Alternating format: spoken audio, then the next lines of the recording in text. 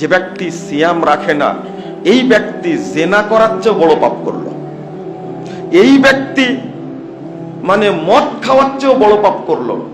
আপনি মনে করছেন যে সিয়াম রাখলাম না, একটা হুকুম থেকে বেঁচে গেলাম, তাই? কিন্তু সিয়াম না রাখার কারণে আপনি নেকি পাপ করলেন, জিনা করার চেয়ে বড় পাপ করলেন। সিয়াম না রাখার কারণে মদ খাওয়ার চেয়ে বড় পাপ করলেন। বাল ইয়াশুকুনা আল কুফর। সাহাবীরা বলছেন বরং যারা সিয়াম রাখে না তাদেরকে অনেকেই কাফের হয়ে যাবে বলে সন্দেহ পোষণ করেছেন। নাউজুবিল্লাহ। কারণ এটা ফরজ ইবাদত। আপনি এইভাবে সিয়াম বাদ দিলেন কেন?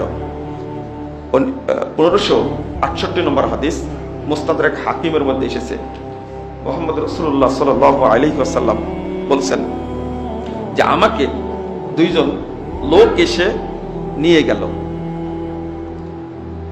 তো এমন আতায়া বি জাবালিন ওয়ারা, একটা বিশাল উঁচু পাহাড়ের কাছে নিয়ে আসলো। আসার পরে বলছে, আপনি